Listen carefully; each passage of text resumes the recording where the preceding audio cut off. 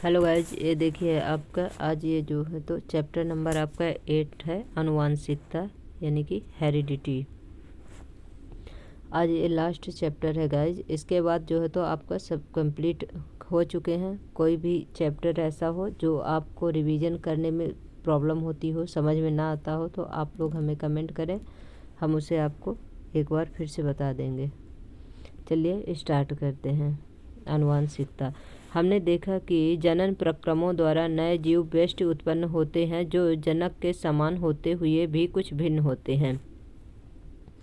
हमने यह चर्चा की है कि अलैंगिक जनन में भी कुछ विभिन्नताएं कैसे उत्पन्न होती हैं। अधिकतम संख्या में सफल विभिन्नताएं लैंगिक प्रजनन द्वारा ही प्राप्त होती हैं। यदि हम गन्ने के खेत का अवलोकन करें तो हमें व्यष्टिगत पौधों में बहुत कम विभिन्नताएं दिखाई पड़ती हैं। मानव एवं अधिकतर जंतु जो लैंगिक जनन द्वारा उत्पन्न होते हैं, इनमें व्यष्टिगत स्तर पर अनेक विभिन्नताएं परिलक्षित होती हैं। इस अध्याय में हम उन क्रिया विधियों का अध्ययन करेंगे जिनके कारण विभिन्नताएं उत्पन्न एवं वंशागत होती हैं। अलैंगिक जनन में क्या होता है कि सेम उसी चीज़ को कलम लगाया जाता है जैसे गन्ने का, तो क्या होता है उसमें कोई विभिन्नताएं ज़्यादा देखने को नहीं मिलती हैं। लेकिन जो लैंगिक प्रजनन होते हैं इसमें क्या होता है, देखने में तो हमारे जैसे संतान होती हैं, संतति होती हैं, पर उसमें कुछ वेरिएशन होते हैं। जितनी संतान रहेंगी, 2 संतानें हैं, देखने में दोनों में थोड़ी क्या होते हैं, वेरिएशन होते हैं, विभिन्नताएं होती हैं। 8.1 जनन के दौरान विभिन्नताओं का संचयन। अब देखिए, जब जनन के दौरान किस प्रकार से विभिन्नताओं में संचयन होता है। पूर्ववर्ती पीढ़ी से वंशागति संतति को एक आधारिक शारीरिक अभिकल्प डिजाइन एवं कुछ विभिन्नताएं प्राप्त होती हैं। अब जरा सोचिए कि इस नई पीढ़ी के जनन का क्या परिणाम होगा। दूसरी पीढ़ी में पहली पीढ़ी से आहरित विभिन्नताएं एवं कुछ नई विभिन्नताएं उत्पन्न होंगी। यानी कि पहली पीढ़ी जो है और उसके बाद जो नेक्स्ट जनरेशन आएगी उसके बाद क्या होगा, उसमें कुछ न कुछ विभिन्नताएं वेरिएशन होंगी, उत्पन्न होंगी। चित्र 8.1 में उस स्थिति को दर्शाया गया है जबकि केवल एक एकल जीव जनन करता है, जैसा कि अलैंगिक जनन में होता है। यदि एक जीवाणु विभाजित होता है, अगर मान लीजिए बैक्टीरिया विभाजित होता है, तो परिणामतः 2 जीवाणु उत्पन्न होते हैं जो पुनः विभाजित होकर 4 बेस्ट जीवाणु उत्पन्न करेंगे जिनमें आपस में बहुत अधिक समानताएं होगी। उनमें आपस में बहुत कम अंतर होगा जो डीएनए की प्रतिकृति के समय न्यून त्रुटियों के कारण उत्पन्न हुई होंगी। परंतु यदि लैंगिक जनन होता तो विविधता अपेक्षाकृत और अधिक होती। यानी कि लैंगिक जनन होती तो उसमें वेरिएशन ज़्यादा होता है, जो अलैंगिक जनन है उसमें कम वेरिएशन होगा। इसके विषय में हम आनुवांशिकता के नियमों की चर्चा के समय देखेंगे। क्या किसी प्रजातियों में इन सभी विभिन्नताओं के साथ अपने अस्तित्व में रहने की संभावना एक समान है? निश्चित रूप से नहीं। प्रकृति की विविधता के आधार पर विभिन्न जीवों को विभिन्न प्रकार के लाभ हो सकते हैं। उष्णता को सहन करने की क्षमता वाले जीवाणुओं को अधिक गर्मी से बचने की संभावना अधिक होती है। उसकी चर्चा हम पहले कर चुके हैं। पर्यावरण कारकों द्वारा उत्तम परिवर्तन का चयन जैव विकास प्रक्रम का आधार बनाता है, जिसकी चर्चा हम आगे करेंगे। अब इसे देख लीजिए 8.1 में किस प्रकार से, देखिए पहले ये एकल जीव है, फिर इसमें क्या होता है, अलैंगिक जनन होता है और 2 जीव होते हैं। ये क्या है, बैक्टीरिया का एग्जाम्पल। फिर इन दोनों में से जब फिर न्यू संतत होती है तो फिर 2-2 हो जाते हैं। तो इसमें देखिए क्या हो, उत्तरोत्तर पीढ़ियों में विविधता की उत्पत्ति। शीर्ष पर दर्शाए गए पहली पीढ़ी के जीव मान लीजिए कि 2 संतति को जन्म देंगे जिनकी आधारभूत शारीरिक संरचना तो एक समान होंगी, परंतु विभिन्नताएं भी होंगी। कहने का मतलब इनकी बॉडी जो है तो बॉडी का स्ट्रक्चर जो है तो सेम होंगे, पर इनके जो गुण हैं तो उसमें क्या होंगे, वेरिएशन होगा। इनमें से प्रत्येक अगली पीढ़ी में 2 जीवों को उत्पन्न करेगा। ये देखिए पहले क्या है, ये सिंगल है, फिर इसके बाद 2 है, फिर इन 2 में से इन 2 पैदा हो रहे हैं। फिर क्या है आपका, इनमें से प्रत्येक अगली पीढ़ी में 2 जीवों को उत्पन्न करेगा। चित्र में सबसे नीचे दिखाए गए चारों जीव बेस्ट स्तर पर एक दूसरे से भिन्न होंगे। कुछ विभिन्नताएं विशिष्ट होंगी, जबकि कुछ उन्हें अपने जनक से प्राप्त हुई हैं, जो स्वयं आपस में एक दूसरे से भिन्न थे। कुछ तो अपने जनक से इनको प्राप्त हुई है, कुछ इसमें जो है तो विशिष्ट विभिन्नताएं होंगी, कुछ स्पेशल इनमें वेरिएशन होगा। अब देखिए क्या है 8.2 आनुवांशिकता क्या है। जनन प्रक्रम का सबसे महत्वपूर्ण परिणाम संतति के जीवों के समान डिजाइन अभिकल्पना का होना है। आनुवांशिकता नियम इस बात का निर्धारण करते हैं जिनके द्वारा विभिन्न लक्षण पूर्ण विश्वसनीयता के साथ वंशागत होते हैं। आइए इन नियमों का ध्यानपूर्वक अध्ययन करें। अब क्या है इस नियम का देखते हैं क्या क्या आनुवांशिकता के क्या लक्षण है। वंशागत लक्षण क्या है। वास्तव में समानता एवं विभिन्नताओं से हमारा क्या अभिप्राय है। हम जानते हैं कि शिशु में मानव के सभी आधारभूत लक्षण होते हैं, फिर भी यह पूर्ण रूप से अपने जनकों जैसा दिखाई नहीं पड़ता तथा मानव समिष्टि में यह विभिन्नता स्पष्ट दिखाई देती है। यानी कि जो पेरेंट्स होते हैं सेम उसी तरह के नहीं होते हैं, थोड़ा सा उनमें जो न्यू जनरेशन होती है उसमें क्या होता है, थोड़ा डिफरेंट होता है। जैसे यहाँ एग्जाम्पल देखिए क्या इधर दिया हुआ है, जो चित्र 8.2 में क्या दिया हुआ देखिए। ए में क्या दिया है, स्वतंत्र। ये देखिए इसका कान देखिए, ये क्या है, ये स्वतंत्र है। अब फिर इधर बी में देखिए किस तरीके से ये जुड़ा हुआ है। तो क्या बोल रहा है, ए स्वतंत्र तथा बी में क्या है, जुड़े कर्णपाली। कान के निचले भाग को कर्णपाली कहते हैं। यह कुछ लोगों में सिर के पार्श्व में पूर्ण रूप से जुड़ा होता है, परंतु कुछ में नहीं। स्वतंत्र एवं जुड़े कर्णपाली मानव समिष्टि में पाए जाने वाले 2 परिवर्तन हैं। क्रियाकलाप 8.1 अपनी कक्षा में सभी छात्रों के कान का अवलोकन कीजिए। ऐसे छात्रों की सूची बनाइए जिनके कर्णपाली एयर लोब स्वतंत्र हों तथा जुड़ी हों। जुड़े कर्णपाली वाले छात्रों एवं स्वतंत्र कर्णपाली वाले छात्रों के प्रतिशत की गणना कीजिए। प्रत्येक छात्र के कर्णपाली के प्रकार को उनके जनक से मिलाकर देखिए। इसे प्रेक्षण के आधार पर कर्णपाली के वंशागति के संभावित नियम का सुझाव दीजिए कि कौन वंशागति को फॉलो कर रहा है, कौन कौन सी चीज़ें। अब देखिए क्या है 8.2 में क्या है 8.22 लक्षणों की वंशागति के नियम। मेंडल का क्या योगदान है देखिए। मानव में मेंडल को क्या कहते हैं, इनका आनुवंशिकी का पिता कहते हैं। मानव में लक्षणों की वंशागति के नियम इस बात पर आधारित है कि माता एवं पिता दोनों ही समान मात्रा में आनुवंशिक पदार्थ को संतति शिशु में स्थानांतरित करते हैं। इसका अर्थ यह है कि प्रत्येक लक्षण पिता और माता के डीएनए से प्रभावित हो सकते हैं। अतः प्रत्येक लक्षण के लिए प्रत्येक संतति में 2 विकल्प होंगे। फिर संतान में कौन सा लक्षण परिलक्षित होगा। मेंडल वॉक्स में देखिए ने इस प्रकार की वंशागति के कुछ मुख्य नियम प्रस्तुत किए। उन प्रयोगों के बारे में जानना अत्यंत रोचक होगा जो उसने लगभग 1 शताब्दी से भी पहले किए थे।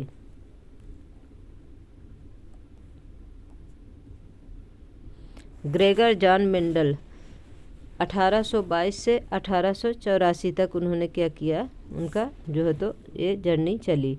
मेंडल की प्रारंभिक शिक्षा एक गिरजाघर में हुई थी तथा वह विज्ञान एवं गणित के अध्ययन के लिए वियना विश्वविद्यालय गए। अध्यापन हेतु सर्टिफिकेट की परीक्षा में असफल होना उनकी वैज्ञानिक खोज की प्रवृत्ति को दबा नहीं सका। वह अपनी मोनेस्ट्री में वापस गए तथा मटर का प्रयोग करना प्रारंभ किया। उनसे पहले भी बहुत से वैज्ञानिकों ने मटर एवं अन्य जीवों के वंशागत गुणों का अध्ययन किया था, परंतु मेंडल ने अपने विज्ञान एवं गणितीय ज्ञान को सम्मिश्रित किया। वह पहले वैज्ञानिक थे जिन्होंने प्रत्येक पीढ़ी में एक एक पौधा द्वारा प्रदर्शित लक्षणों का रिकॉर्ड रखा तथा गणना की, जिससे जो है तो उन्हें वंशागत नियमों के प्रतिपादन में सहायता मिली।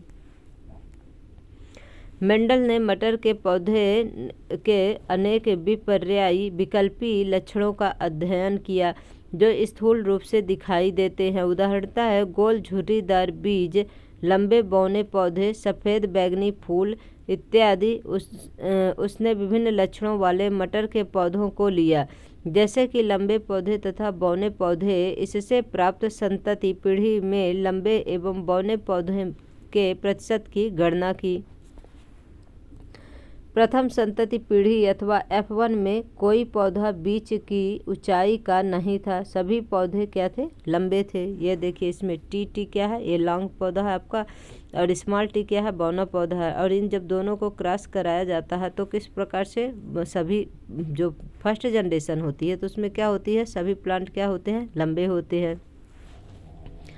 तो प्रथम संतति पीढ़ी अथवा F1 में कोई पौधा बीच की ऊंचाई का नहीं था, सभी पौधे लंबे थे। इसका अर्थ था कि दो लक्षणों में से केवल एक पैतृक जनकीय लक्षण ही दिखाई देता है, उन दोनों का मिश्रण प्रभाव दृष्टिगोचर नहीं होता। तो अगला प्रश्न था कि क्या F1 पीढ़ी के पौधे अपने पैतृक लंबे पौधों से पूर्ण रूप से समान थे।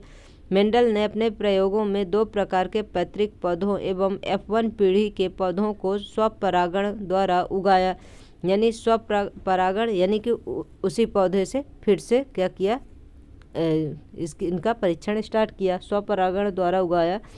पैतृक पीढ़ी के पौधों से प्राप्त सभी संतति भी लंबे पौधे की थी, परंतु F1 पीढ़ी के लंबे पौधों की दूसरी पीढ़ी अर्थात F2 पीढ़ी के सभी पौधे लंबे नहीं थे।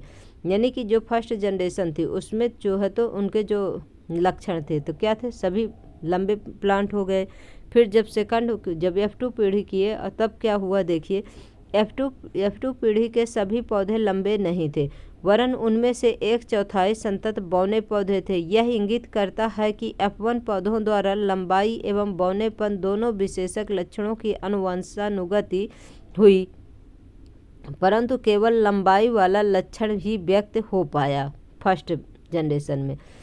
अतः लैंगिक जनन द्वारा उत्पन्न होने वाले जीवों में किसी भी लक्षण की दो प्रतिकृतियों के स्वरूप अनुवंशानुगति होती है। ये दोनों एक समान हो सकते हैं अथवा भिन्न हो सकते हैं, जो उनके जनक पर निर्भर करता है। इस परिकल्पना के आधार पर वंशानुगत का तैयार किया गया एक पैटर्न चित्र 8.3 में दर्शाया गया है। अब देखिए F2 पीढ़ी में देखिए फर्स्ट जनरेशन में क्या हुआ और ये सेकंड जनरेशन। फर्स्ट जनरेशन में जब लंबे पौधे और बौने पौधों दोनों को क्रॉस कराया गया तो क्या हुआ, फर्स्ट जनरेशन में सभी प्लांट क्या हुए, लंबे हुए। फिर सेकंड जनरेशन में जब इसको जो है तो देखिए क्या हुआ, इनका स्वपरागण कराया गया। कहने का मतलब दोनों में क्या है, लंबे प्लांट लिए गए और दोनों को जो है तो क्या कराया, स्वपरागण कराया।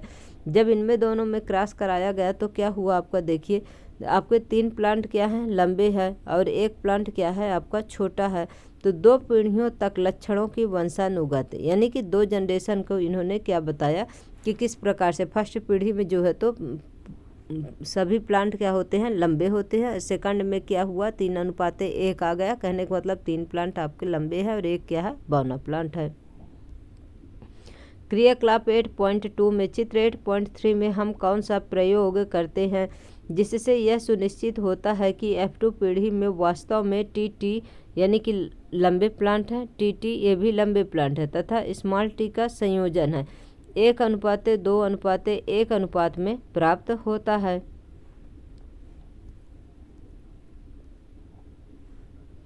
फिर देखिए इस व्याख्या में जो ये टी एवं टी कहने का मतलब ये तो लॉन्ग प्लांट है, फिर इसके बाद फर्स्ट जनरेशन है, दोनों ही क्या हुए, लंबे होते हैं। जबकि केवल जो स्मॉल टी वाले बौने पौधे हैं, दूसरे शब्दों में टी की एक प्रति ही पौधे को लंबा बनाने के लिए पर्याप्त है। इसमें से जो 2 टी हैं, कहने का मतलब 2 लॉन्ग प्लांट है, उसमें से क्या हुआ, एक टी भी जैसे आ रहा नेक्स्ट जनरेशन में तो उसमें भी क्या हो रहा, फर्स्ट जनरेशन में सभी प्लांट लंबे हो रहे हैं। इसीलिए क्या है, फर्स्ट जनरेशन के लिए एक टी ही क्या है, पर्याप्त है। जबकि बौनेपन के लिए टी की दोनों प्रतियां टी ही होनी चाहिए। टी जैसे लक्षण मतलब स्मॉल टी जब बौनेपन जो प्लांट होता है तो उसके लिए क्या है, दोनों टी कैसे होना चाहिए, दोनों ही स्मॉल होने चाहिए।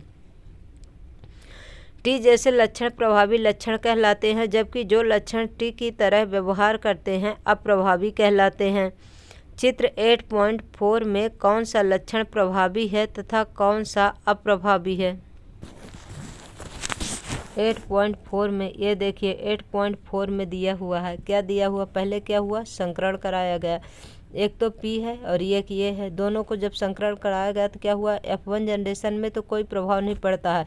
जब इसमें स्वनिषेचन कराते हैं, जिस तरह से TT वाले फर्स्ट जनरेशन के पौधों में स्वपरागण कराते हैं, उसी प्रकार इसमें भी जब स्वपरागण कराते हैं तो क्या होता है, 3:1 के अनुपात में क्या होता है, ये इनका प्लांट बनते हैं। मतलब 3 जो है तो 3 के ऊपर प्रभाव नहीं पड़ता है और 1 के ऊपर क्या होता है, प्रभाव पड़ता है।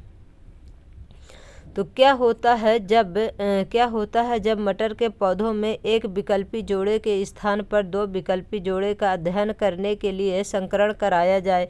गोल बीज वाले लंबे पौधों का यदि झुर्रीदार बीजों वाले बौने पौधों से संकरण कराया जाए तो प्राप्त संतति कैसी होगी?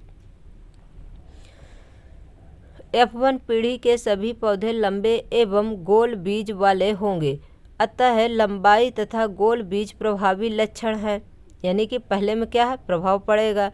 परंतु क्या होता है जब F1 संतति में स्वनिषेचन से F2 पीढ़ी की संतति प्राप्त होगी, यानी कि जो F1 जनरेशन में प्राप्त होता है फिर उनका स्वयं में जो है तो क्या होता है, स्वनिषेचन करवाते हैं, तब F2 पीढ़ी में क्या प्रभाव, उनकर जो न्यू संतति होगी, न्यू जनरेशन F2 की होगी, उसमें क्या प्रभाव पड़ेगा।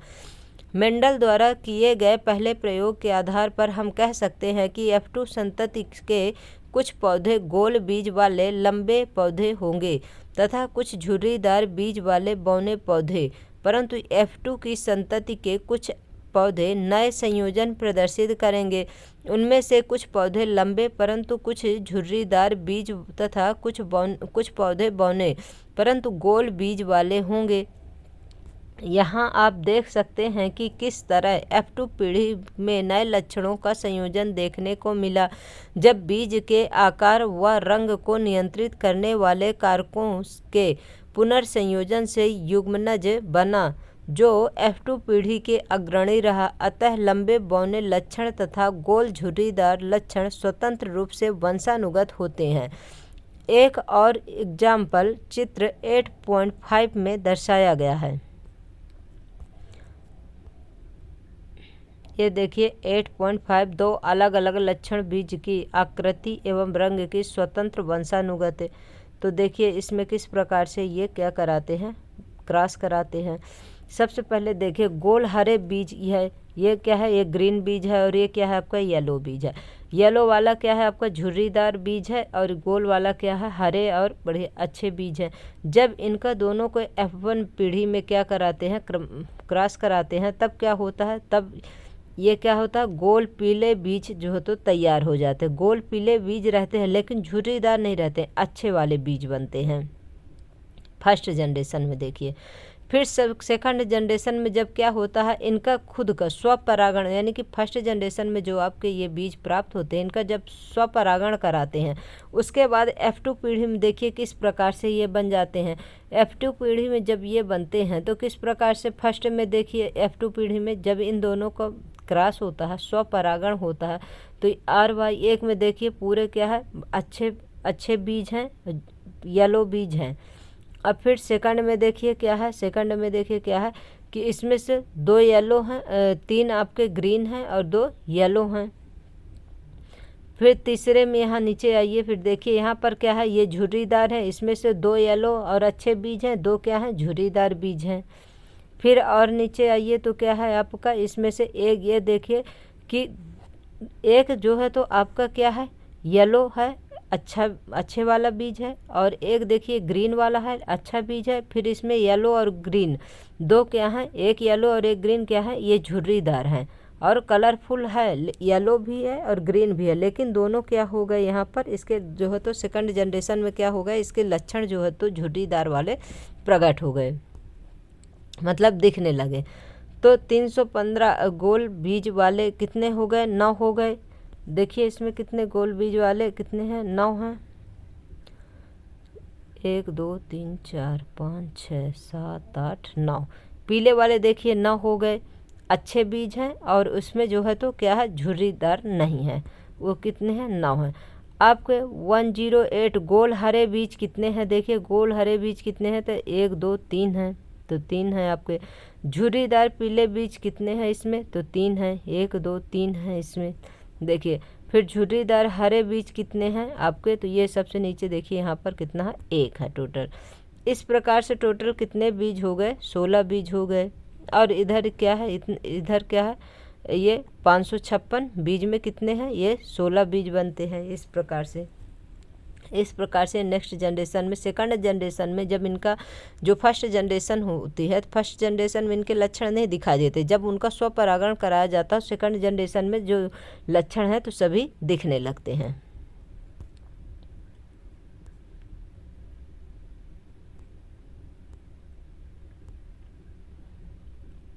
अब देखिए 8.2.3, यह लक्षण अपने आप को किस प्रकार व्यक्त करते हैं, मतलब ये जो लक्षण है तो किस प्रकार अपने आप को व्यक्त करते हैं, बताते हैं। आनुवांशिकता कार्य विधि किस प्रकार होती है, कोशिका के डीएनए में प्रोटीन संश्लेषण के लिए एक सूचना स्रोत होता है, मतलब इसके लिए कौन जिम्मेदार होता है, तो डीएनए होता है।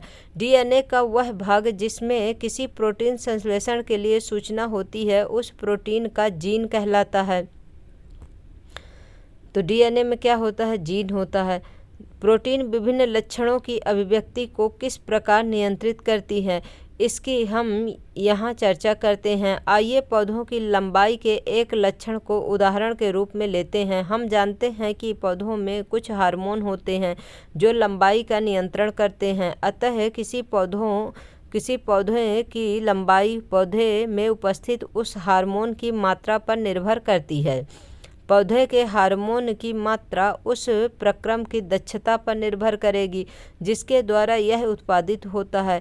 एंजाइम इस प्रक्रम के लिए महत्वपूर्ण है। यदि यह एंजाइम प्रकीर्ण दक्षता से कार्य करेगा तो हार्मोन पर्याप्त मात्रा में बनेगा तथा पौधा लंबा होगा। यदि इस प्रोटीन के जीन में कुछ परिवर्तन आते हैं तो बनने वाली प्रोटीन की दक्षता पर प्रभाव पड़ेगा, वह कम दक्ष होगी, अतः बनने वाले हार्मोन की मात्रा भी कम होगी तथा पौधा बौना होगा। अतः जीन लक्षणों को नियंत्रित करते हैं। जीन जो है तो क्या है, लक्षण को नियंत्रित करते हैं। यदि मेंडल के प्रयोगों की व्याख्या जिसकी हम चर्चा कर रहे थे ठीक है तो इसकी चर्चा हम पिछले अध्याय में कर चुके हैं। लैंगिक प्रजनन के दौरान संतति के डीएनए में दोनों जनक का समान रूप से योगदान होगा। यदि दोनों जनक संतति के लक्षण के निर्धारण में सहायता करते हैं तो दोनों जनक एक ही जीन की एक प्रतिकृति संतति को प्रदान करेंगे। इसका अर्थ है कि मटर के प्रत्येक पौधे में सभी जीन के 2 सेट होंगे। प्रत्येक जनक से एक सेट की वंशानुगति होती है। इस तरीके को सफल करने के लिए प्रत्येक जनन कोशिका में जीन का केवल एक ही सेट होगा, जबकि सामान्य कायिक कोशिका में जीन के सेट की 2 प्रतियां कॉपीज होती हैं। फिर इनसे जनन कोशिका में इसका एक सेट किस प्रकार बनता है। यदि संतति पौधे को जनक पौधे से संपूर्ण जीनों का एक पूर्ण सेट प्राप्त होता है तो 8.5 में दर्शाया प्रयोग सफल नहीं हो सकता। इसका मुख्य कारण यह है कि 2 लक्षण R तथा Y सेट में एक दूसरे से संलग्न रहेंगे तथा स्वतंत्र रूप से आहरित नहीं हो सकते। इसे इस तथ्य के आधार पर समझा जा सकता है कि वास्तव में एक जीन सेट केवल एक डीएनए श्रृंखला के रूप में न होकर डीएनए के अलग अलग स्वतंत्र रूप में होते हैं। प्रत्येक एक गुणसूत्र कहलाता है। अतः प्रत्येक कोशिका में प्रत्येक गुणसूत्र की 2 प्रतिकृतियां होती हैं जिनमें से एक नर तथा दूसरी मादा जनक से प्राप्त होती हैं। प्रत्येक जनक कोशिका पैतृक अथवा मात्रक के गुणसूत्र के प्रत्येक जोड़े का केवल एक गुणसूत्र ही एक जनन कोशिका युग्मक में जाता है। जब 2 युग्मकों का संलयन होता है तो बने हुए युग्मनज में गुणसूत्रों की संख्या पुनः सामान्य हो जाती है तथा संतति में गुणसूत्रों की संख्या निश्चित बनी रहती है, जो स्पीशीज के डीएनए के स्थायित्व को सुनिश्चित करता है। वंशानुगति की इस क्रिया विधि से मेंडल के प्रयोगों के परिणाम की व्याख्या हो जाती है। इसका उपयोग लैंगिक जनन वाले सभी जीव करते हैं, परंतु अलैंगिक जनन करने वाले जीव भी वंशागति के इन्हीं नियमों का पालन करते हैं। यानी कि जो अलैंगिक जनन है वो भी जो है तो वंशानुगत का पालन करते हैं। क्या हम पता लगा सकते हैं कि उनमें वंशानुगति किस प्रकार होती है? नर तथा मादा हैं ये क्या है? युग्मक हैं। एक्स वाई, नर में क्या होते हैं? एक्स वाई गुणसूत्र होते हैं। मादा में क्या होते हैं? एक्स एक्स गुणसूत्र होते हैं। जब एक एक्स और एक एक्स मिलता है तो क्या होती है? युग्मनज बनता है और इससे उत्पन्न होने वाली संतान क्या होती है? पुत्री होती है। और जब एक्स और वाई मिलते हैं तब इसमें से उत्पन्न होने वाली संतान नर यानी कि पुत्र होता है। मानव में लिंग निर्धारण किसके द्वारा होता है? तो जो वाई गुणसूत्र होता है उसके द्वारा क्या है? लिंग का निर्धारण होता है। 8.2.4 लिंग निर्धारण।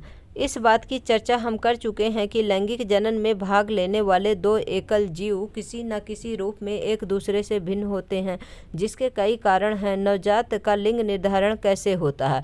अलग अलग स्पीशीज इसके लिए अलग अलग युक्ति अपनाते हैं। कुछ पूर्ण रूप से पर्यावरण पर निर्भर करते हैं, इसलिए कुछ प्राणियों में जैसे कुछ सरीसृप लिंग निर्धारण निषेचित अंडे युग्मक के ऊष्मायन ताप पर निर्भर करता है।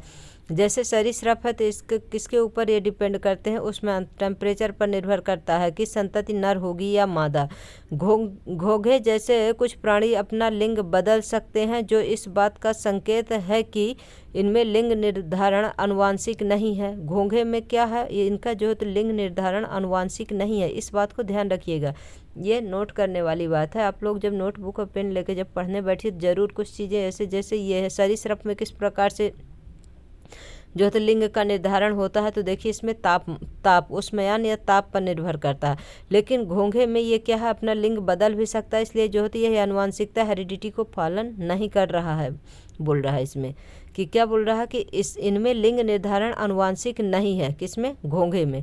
लेकिन मानव में लिंग निर्धारण आनुवांशिक आधार पर होता है, लेकिन ह्यूमन बींग्स में आनुवांशिक आधार पर लिंग निर्धारण होता है। दूसरे शब्दों में जनक जीवों से वंशानुगत जीन ही इस बात का निर्णय करते हैं। मतलब जीन के ऊपर डिपेंड करता है कि होने वाली संतान मादा होगी या नर होगा, कि संतति लड़का होगा अथवा लड़की होगी। परंतु अभी तक हम मानते रहे हैं कि दोनों जनकों से एक जैसे जीन सेट संतति में जाते हैं। यदि यह शाश्वत नियम है तो फिर लिंग निर्धारण वंशानुगत कैसे हो सकता है? इसकी व्याख्या इस तथ्य में निहित है कि मानव के सभी गुणसूत्र पूर्ण रूपेण युग्म नहीं होते। मानव में अधिकतर गुणसूत्र माता और पिता के गुणसूत्रों के प्रतिरूप होते हैं और इनकी संख्या 22 जोड़े है। परंतु एक युग्म जिसे लिंग सूत्र कहते हैं, जो सदा पूर्ण जोड़े में नहीं होते। स्त्री में गुणसूत्र का पूर्ण युग्म होता है तथा दोनों एक्स कहलाते हैं, लेकिन पुरुष नर में यह जोड़ा परिपूर्ण जोड़ा नहीं होता है, जिसमें एक गुणसूत्र सामान्य आकार का एक्स होता है तथा दूसरा गुणसूत्र छोटा होता है, जिसे वाई गुणसूत्र कहते हैं। इनकी संख्या कितनी होती है? 22 जोड़े होती है। और एक्स वाई और एक्स एक्स ये क्या है? ये लिंग निर्धारण गुणसूत्र होते हैं। और जो मतलब ये स्त्रियों में कहने का मतलब यह है कि एक्स गुणसूत्र कहलाते हैं, लेकिन पुरुष नर में यह जोड़ा परिपूर्ण जोड़ा नहीं होता। इसमें एक गुणसूत्र सामान्य आकार का एक्स होता है, दूसरा छोटा होता है, वो क्या होता है? वाई गुणसूत्र होता है। अतः स्त्रियों में एक्स एक्स तथा पुरुष में वाई एक्स वाई गुणसूत्र होते हैं। क्या अब हम एक्स और वाई का वंशानुगत पैटर्न पता कर सकते हैं? जैसा कि चित्र 8.6 में दर्शाया गया है। ये 8.6 में ये चित्र में देखिए, ये नर है, ये मादा है। इसमें क्या है? युग्मक बनते हैं जो तो क्या है? एक्स वाई गुणसूत्र है, और इसमें मादा में क्या है? एक्स एक्स गुणसूत्र होते हैं। जब नर का एक्स और मादा का एक्स मिलता है तो क्या उत्पन्न होने वाली संतान क्या होती है? लड़की होती है। और जब पुरुष का वायु गुणसूत्र और मादा नर का वायु गुणसूत्र और मादा का जो है तो एक्स गुणसूत्र मिलता है, तब क्या उत्पन्न होने वाली संतान क्या होती है? लड़का होता है।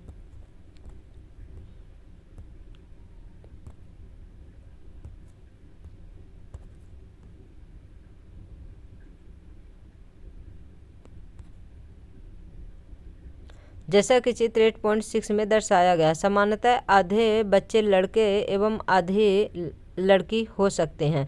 सभी बच्चे, चाहे वह लड़का हो अथवा लड़की, अपनी माता के एक्स गुणसूत्र प्राप्त करते हैं। माता से कौन सा गुणसूत्र लेते हैं? एक्स गुणसूत्र लेते हैं। अतः बच्चों का लिंग निर्धारण इस बात पर निर्भर करता है कि उन्हें अपने पिता से किस प्रकार का गुणसूत्र प्राप्त हुआ है। जिस बच्चे को अपने पिता से एक्स गुणसूत्र वंशानुगत हुआ है वह लड़की, एवं जिसे पिता से वाई गुणसूत्र वंशानुगत होता है वह लड़का होगा। आपने क्या सीखा? हम लोगों ने ये जो चैप्टर पढ़ा है इससे जो है तो क्या सार निकलता है? देखिए, जनन के समय उत्पन्न विभिन्नताएं वंशानुगत हो सकती हैं। इन विभिन्नताओं के कारण जीव की उत्तरजीविता में वृद्धि हो सकती है। लैंगिक जनन वाले जीवों में एक अभिलक्षण के जीन के दो प्रतिरूप होते हैं। इन प्रतिरूपों के एक समान न होने की स्थिति में जो अभिलक्षण व्यक्त होता है उसे प्रभावी लक्षण तथा अन्य को अप्रभावी लक्षण कहते हैं। विभिन्न लक्षण किसी जीव में स्वतंत्र रूप से वंशानुगत होते हैं। संतति में नए संयोग उत्पन्न होते हैं। विभिन्न स्पीशीज में लिंग निर्धारण के कारक भिन्न होते हैं। मानव में संतान का लिंग इस बात पर निर्भर करता है कि पिता से मिलने वाले गुणसूत्र एक्स लड़कियों के लिए तथा वाई लड़कों के लिए किस प्रकार के हैं। तो गाइज, आपका ये चैप्टर कंप्लीट होता है। अब आपके क्वेश्चन आंसर हैं, तो क्वेश्चन आंसर कल मॉर्निंग में आज देखती हूँ रिकॉर्ड हो जाएगा तो ठीक है गाइज, नहीं हो पाएगा तो कल मॉर्निंग में आ जाएगी। और इस क्लास को पढ़िए आप। आज से ये पूरा आपका क्लास 10 पूरी तरह से कंप्लीट हो चुका है गाइज हमारे इसमें से। अब आपको क्या पढ़ना है, कुछ और पढ़ना हो तो बताइए हमें। और हमारे क्लास को गाइज लाइक करिए, सब्सक्राइब कर लीजिए और कमेंट भी करिए जो भी पढ़ना हो आपको। बेल आइकन ज़रूर प्रेस कर लीजिए जिससे आप लोगों को नोटिफिकेशन मिलता रहे। Thank you so much guys.